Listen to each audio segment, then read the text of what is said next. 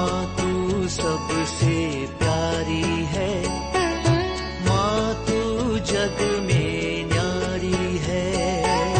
माँ तू सबसे प्यारी है, माँ तू जग में न्यारी है।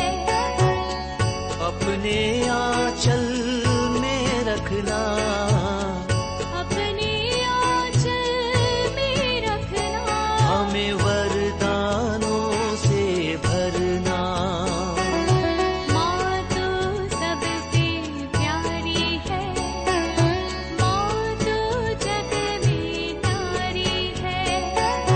माँ तू सबसे प्यारी है, माँ तू जग में न्यारी है।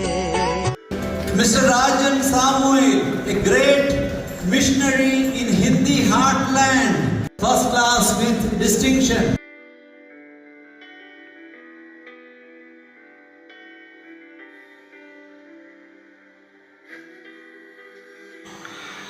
पिता, पुत्र और पवित्र आत्मा के नाम पर आमीन। आप सबों को जय यीशु।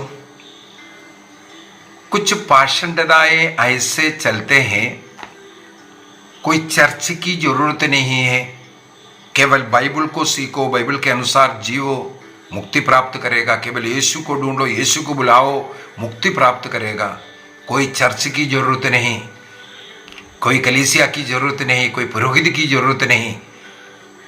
इस कारण हमें मालूम है दिन भर दिन अपना अपना कलीसिया, अपना अपना टीचिंग कर करके लोग नरक की ओर जा रहा है। बाइबल अवश्य हाथ में रखा है, अवश्य उसके बारे में प्रीचिंग कर रहा है, लेकिन आखिरी में हमें वो नरक लेकर के जाएगा।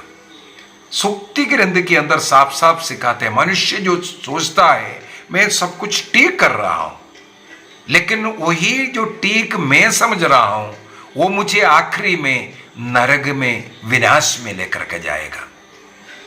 इसलिए यदि हम लोग क्रिस्त का जीवन को देखेंगे, हमें मालूम है ईसा मसीह ने सबसे पहले शिष्यों को एक एक कर करके बुलाया। इस प्रकार अनेकों समुदाय, अनेकों की संख्या, विशेषकर जो 72 शिष्यों की संख्या बोला जाता है, केवल 72 नहीं, अनेकों स्त्रियों का समुदाय ये सब था। उन 72 में से फिर 12 को अलग किया, उन 12 में से भी एक को उनका मुख्य बनाया। ईसा मसीह पागल नहीं था ऐसा सब करने के लिए। ईसा मसीह धीरे धीरे उन्हें सिखा करके सब कर करके आया। इसका मतलब एक सिस्टम जरूरी है। और पेत्रुस से कहते हैं मैं तुम्हारे ऊपर एक कलीसिया बनाऊंगा। और योहन के सुसमाचार अध्याय 21 वाक्य 15, 16, 17 में ईसा मसीह ने पेत्रुस को अपने मेमनों को, अपने भेड़ों को चराने का अधिकार दिया। लूकस के सुसमाचार में हम लोग पढ़ते, प्रभु ने कहा मैंने तुम्हारे लिए प्रार्थना की ताकि तुम लौट करके, तुम अपने को संभाल करके अपने भाइयों को भी संभालेंगे। तो प्रभु ने एक कलीसिया स्थापित कर, वो भी मैंने कई बार सिखाया, रोटियों का चमत्कार दिखाना। सबसे पहले 5 रोटी से 5,000 पुरुषों का भीड़, इसका मतलब 15-20 हजार का एक भीड़ था वहां पर, उस भीड़ को खिलाना। और वो क्षेत्र कहां था? यहूदी क्षेत्र था। और उस रोटी का आशीर्वाद देना और बाकी आने वाला जो टोकरा, ये सब शब्द से इससे हमें पता चलता था वो जो समुदाय है पूरा यहूदी समुदाय था। क्योंकि उस जमाने में यहूदी गैर यहूदी मिलकर के नहीं रहता, एक दूसरे के साथ बैठकर खाना नहीं खाता है, क्योंकि उनके बीच में ऐसे एक शत्रुता चलता था।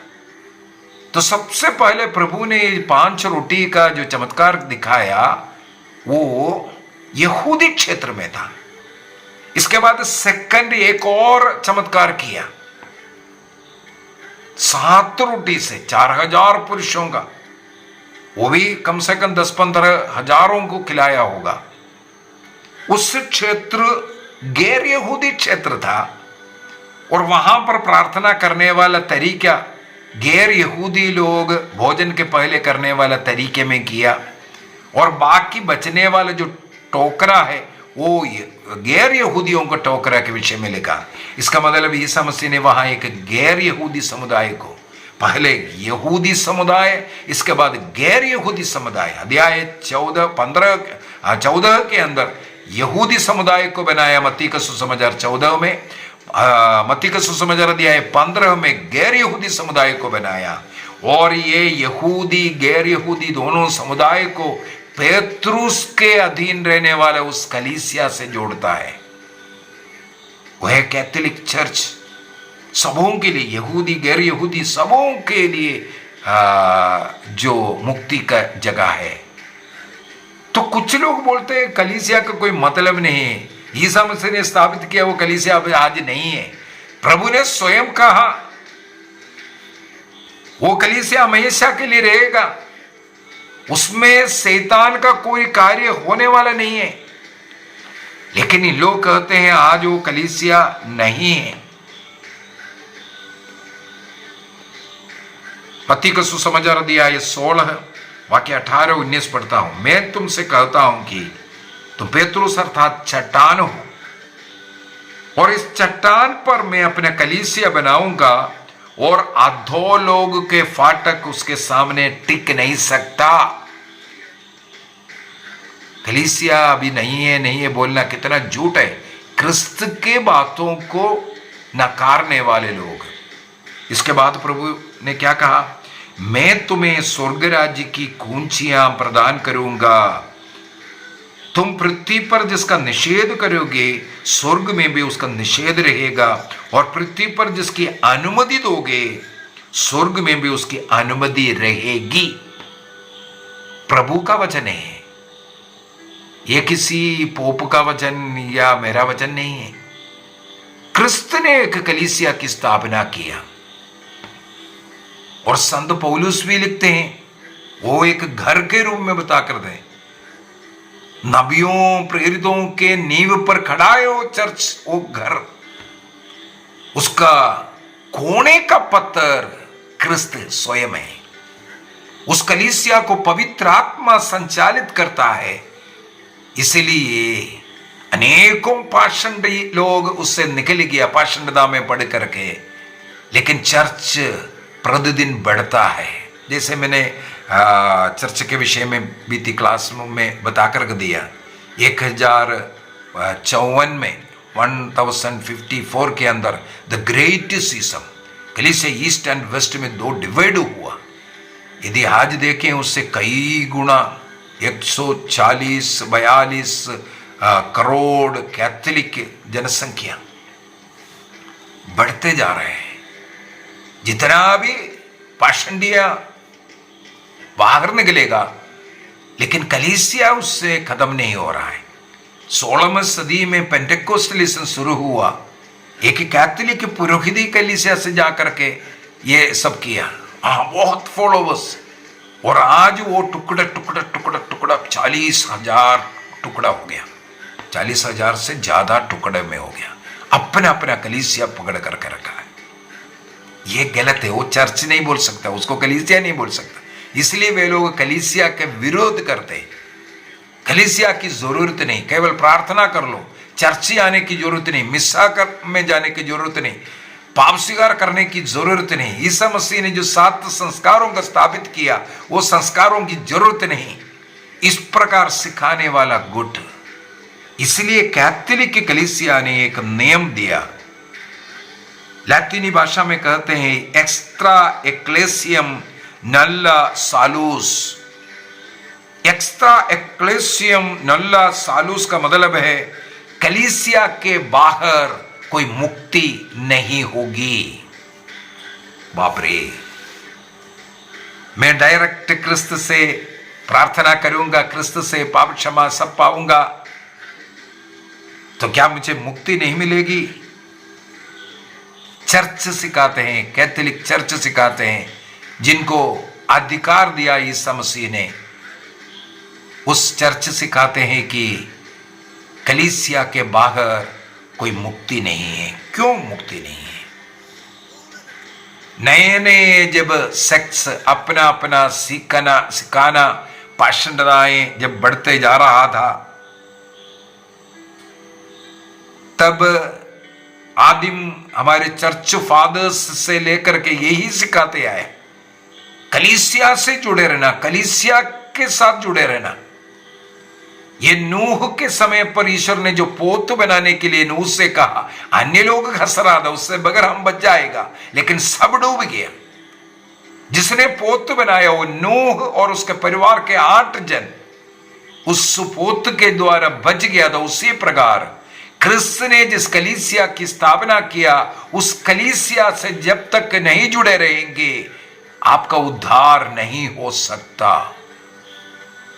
जैसे नूह के समय पर अन्य लोगों ने जो गलती किया, आज अनेकों लोग यही गलती करते जा रहा है। प्रभु को जानते हुए कलीसिया के खिलाफ सिखाना। जैसे मार्कुस के सुसमाचार अध्याय 16 के अंदर 15-16 को हम पढ़ेंगे, वहां पर विश्वास करना, बपतिस्मा ग्रहण करना, उनको मुक्ति मिलेगा। कैथोलिक चर्च का टीचिंग है, चर्च ने बाइबल दिया। क्रिस्त में विश्वास करना और बपतिस्मा ग्रहण करना, बपतिस्मा के द्वारा इस कलीसिया में एक प्रवेश मिलता है। क्रिस्त ने जिस कलीसिया स्थापित किया, उस कलीसिया में प्रवेश मिलता है। जैसे घर का द्वार में हम लोग प्रवेश कर घर के अंदर घुसता है, इसी प्रकार ये बपतिस्मा एक द्वार है घर में घुसने का, कलीसिया में घुसने का। क्रिस्त के शरीर के साथ जुड़ने के लिए यह बपतिस्मा रखा है। सेकंड वेटिकन काउंसिल का एक डॉक्यूमेंट है LG, उसमें 14 नंबर में, LG 14 नंबर में यह लिखा हुआ है, यीशु क्रिस्त ने बपतिस्मा स्थापित किया, कलीसिया को भी स्थापित किया। बपतिस्मा स्थापित करने वाला प्रभु ही कलीसिया को भी स्थापित किया। ये इसलिए स्थापित किया, स्वर्ग राज्य पहुंचने के लिए इन दोनों की जरूरत है। संस्कार की जरूरत, 7 संस्कार, विशेषकर जो बपतिस्मा, वो उसके द्वारा उस कलीसिया में प्रवेश करता है, क्रिस्त का शरीर का अंग, क्योंकि उस कलीसिया का कोने का पत्थर क्रिस्त है, क्रिस्त का शरीर है कलीसिया। इससे जुड़ना जरूरी है, जो कैथोलिक चर्च साफ साफ इसलिए सिखा रहा है। जिस प्रकार एक द्वार से एक घर में प्रवेश करता है, उसी प्रकार मनुष्य बपतिस्मा के द्वारा इस कलीसिया में प्रवेश करता है, और उसी के द्वारा प्रवेश करने के कारण क्रिस्त के द्वारा मुक्ति, क्रिस्त का शरीर का अंग बन करके उस कलीसिया का नियम, क्रिस्त का नियम पालन करते हुए रहने के लिए क्रिस्त ने इस घर का सृष्टि किया, निर्माण किया। क्रिस्त एकमात्र मुक्तिदाता है, और उस मुक्तिदाता के द्वारा ही मुक्ति है। उसके लिए इस कलीसिया रूपी उस घर के अंदर प्रवेश करना जरूरी है। स्वर्ग राज्य जाने का एक मार्ग सत्य जीवन क्रिस्त है, तो इस कलीसिया के होते हुए ही आपको स्वर्ग जाना पड़ेगा, क्योंकि क्रिस्त का शरीर है ये कलीसिया। बपतिस्मा के द्वारा ईसा मसीह के क्रूस मृत्यु और जी उठना, इसके पुण्य फलों के द्वारा हमें पाप मुक्ति मिलता है और ईश्वर का संतान बन जाता है, जीवन मिल जाता है। हम ईश्वर का संतान कहलाता है।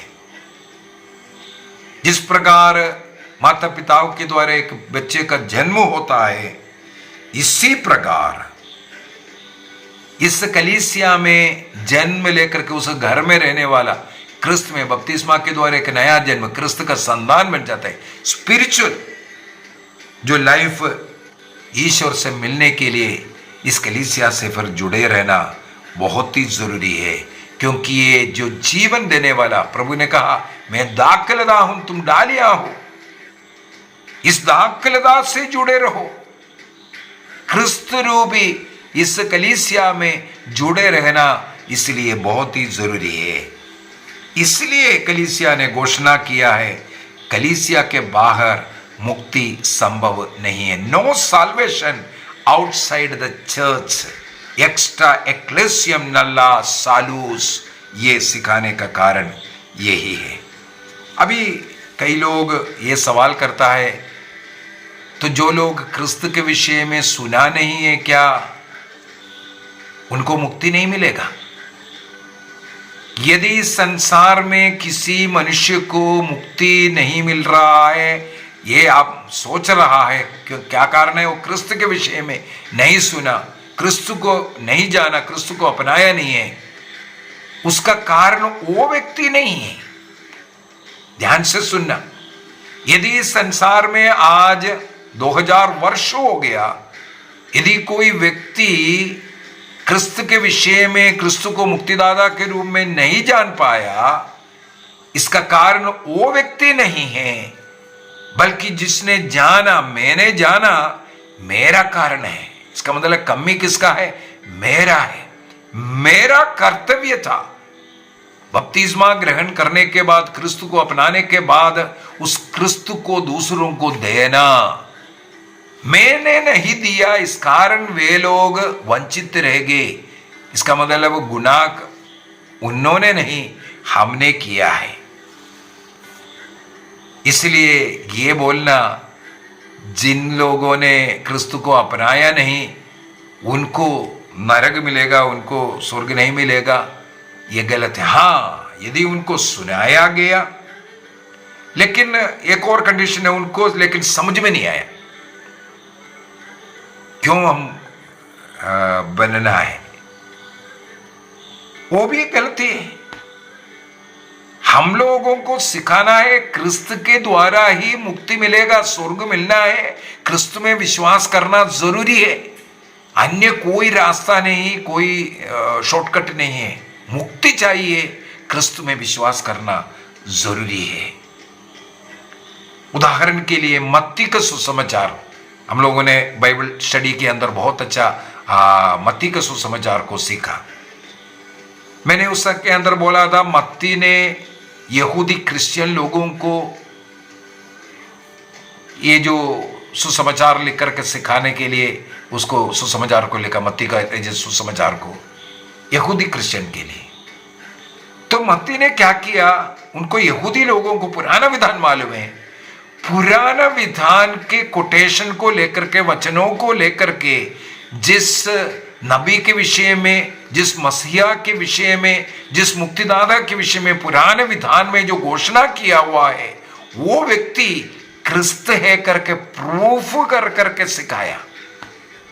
ध्यान से सुनना, संत मत्ती ने सुसमाचार में उनके सामने के लोगों को सिखाने के लिए, जो पुराना विधान को जान रहा है, तो पुराना विधान से वचन को उठा करके वो जो मुक्तिदाता, वो जो मसीहा क्रिस्त है, यीशु है, ये बता करके वो सिखाया। इसी प्रकार हम प्रत्येक व्यक्ति का एक कर्तव्य है, धर्म है लोगों को बताने के लिए, आपका मुक्ति क्रिस्त में विश्वास करने पर ही है। इस कलीसिया से जुड़ना पड़ेगा बपतिस्मा के द्वारा, इसके द्वारा आपका मुक्ति है। अभी कई जगहों पर एक प्रॉब्लम है, कई ट्राइब के लोग सोचते हैं हम अगर क्रिस्त को क्रिश्चियन बन गया, हमारा जो कोटा है, हमारे जो सरकार से जो मिलना है, वो भारत देश में ही ऐसा कोटा हो रहा है, वो छूट जाएगा, वो जाएगा, ये सोच करके क्रिस्त को अपनाने के लिए पीछे हट रहा है। उनको क्या चाहिए? ईश्वर नहीं चाहिए, मुक्ति नहीं चाहिए, धन चाहिए, नौकरी चाहिए। सीधी सी बात, हमें नौकरी के लिए हमें यहां रहना पड़ेगा। क्रिस्त को जान रहा है, मुक्तिदाता है, ये सब जान रहा है, या अन्य लोग क्या बोलेगा, अरे अभी तक तो ऐसा ऐसा पूजा कर रहा था, आज वो पूजा सब बंद किया, पेड़ों का, देवी देवताओं का, मूर्तियों का, मनुष्यों का, जो सृष्ट वस्तुओं का जो पूजा कर रहा था, सर्प का, नाग का, सब पूजा कर रहा था, उसको सब बंद कर करके केवल क्रिस्त का पूजा करना, आराधना करना, उनको ईश्वर स्वीकार किया। अन्य लोग क्या बोलेगा, इसलिए वो भी रहने दो, ये भी आने दो। कई लोगों का ये भी है, वो भी है, पुराना वाला भी है, ये नया सिस्टम, हाँ क्रिस्त के द्वारा भी मुझे चंगाई चाहिए, मुझे ये चाहिए, इसलिए स्वीकार करना, ये भी गलत है। कई लोग डर के मारे या अन्य लोग क्या सोचेगा, यदि ऐसा है तो, इसलिए आदिम काल में कितने क्रिस्तियों को मार डाला। और आज भी नाइजीरिया वगैरह में देखो, कई ऐसा देश है, क्रिस्तियों को ढूंढ ढूंढ करके पकड़ करके जो इस्लामिक के आतंकवादी लोग हत्या करते हैं, ढूंढ ढूंढ करके उनका हत्या कर रहा है, उनको लूट रहा है, उनका बर्बाद करने के लिए कोशिश कर रहा है। इसके बाद भी अपने विश्वास को ना त्यागने वाले, क्रिस्त के नाम पर वो मुक्ति के लिए मरने के लिए तैयार होने वाले, हम लोग कुछ छोटी छोटी बातों पर किनारे कर कर रखा है। प्रभु के विषय में सुना, यही एकमात्र मुक्तिदाता है, लेकिन क्रिस्त को अपना मुक्तिदाता के रूप में स्वीकार करने से जो होने वाला नष्ट, कष्ट, पीड़ा, इसको सोच करके अगर नहीं है, मुक्ति नहीं मिलेगा। मुक्ति के लिए बपतिस्मा के द्वारा क्रिस्त का, कलीसिया का सदस्य बनने की जरूरत है। हाँ, यदि क्रिस्त के विषय में नहीं सुना या सुना है तो भी ये समझ में नहीं आया, केवल क्रिस्त के द्वारा ही मुक्ति है, ऐसे लोगों के लिए मुझे पढ़ने के लिए मिला 3 कंडीशंस हैं। उनको जो विश्वास मिला है, जो धार्मिकता मिला है, जिसके अनुसार वो जी रहा है, क्या वो सचमुच में सत्य ईश्वर को ढूंढ करके उस प्रकार का अच्छा धार्मिक जीवन जी रहा है? तो पहला कंडीशन है, ऐसा है तो वो अपने आप क्रिस्त की ओर मुड़ करके आएगा, क्रिस्त को सुनने का कृपा मिलेगा। पहला कंडीशन, अगर ऐसा है, अवसर है, ऐसा जीवन जी रहा है तो वो बच जाएगा। दूसरा, अपने अंतःकरण के अनुसार, उनको जो मिला हुआ विश्वास के अनुसार वो पवित्र जीवन जी रहा है, ऐसे लोगों को ईश्वर मान सम्मान से देखा जाता है। उनको जो मिला हुआ कॉन्फिडेंस, जो विश्वास, उसमें वो दृढ़ है, उनका अंतःकरण उन्हें समझा रहा है और उसके अनुसार वो पवित्र जीवन क्रिस्त ईश्वर के जीवन में, जीवन मार्ग में वो चल रहा है। संत पापा फ्रांसिस, कई प्रोटेस्टेंट वाला उसको किली उड़ाता है। संत फ्रांसिस ने बोला, जो बोलने वाले वो चीज को भी जो मोड़ मरोड़ करके खिलाफ बोलने के लिए सब बनाया, लेकिन उनका बोलने का एक है, चाहे किसी भी धर्म के लोग हो, वे लोग ईश्वर को ही ढूंढते हैं।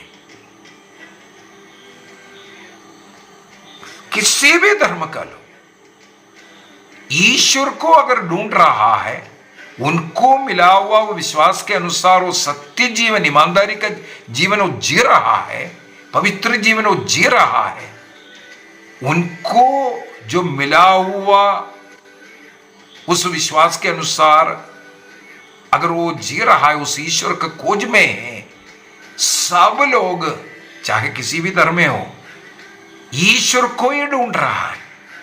सब ईश्वर एक नहीं है, लेकिन एक ही ईश्वर है। वे लोग भी ईश्वर को ही ढूंढ रहा है, हम लोग भी ईश्वर को ही ढूंढ रहा है।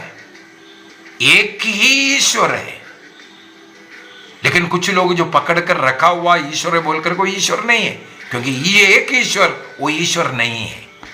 वो समझने के लिए कृपा उनको मिल जाए। जब तक वो नहीं समझेंगे, अगर वो सत्य का जीवन जी रहा है, अपने अंतःकरण के अनुसार वो जी रहा है, प्रभु उनका मान सम्मान करते हैं। ईश्वर को ढूंढने वाले लोग, सत्य ईश्वर को जो लोग ढूंढ रहा है, मैं जो जिसकी आराधना पूजा कर रहा हूं, वो क्या सत्य ईश्वर है? वो ईश्वर है या सृष्टि है? सृष्टि करता है या सृष्टि वस्तु है? इसको ढूंढ करके प्रभु को ढूंढने वाले व्यक्ति, हो सकता है क्रिस्त तक वो पहुंच नहीं रहा है, लेकिन वो खोज में है, ईश्वर उनका मान सम्मान करता है। ये कलीसिया इसका सम्मान करता है करके मुझे पढ़ने के लिए मिला है। आखिरी में एक और बात बोल करके एक क्लास को समाप्त करूंगा। हम लोग ये भी घमंड ना करें, मैं क्रिस्तीय हूं, मैं बपतिस्मा ग्रहण किया, मैं रोज मिस्सा में जा रहा हूं, यदि मेरा जीवन क्रिस्त के अनुरूप नहीं है, मुझे भी गारंटी नहीं है मैं भी मुक्ति प्राप्त करूं। ध्यान से सुनना, एक बार और बोलकर कह रहा हूं, मैं क्रिस्त को जान रहा हूं, क्रिस्त के विषय में मैं जान रहा हूं, मुक्ति के विषय में भी मैं जान रहा हूं।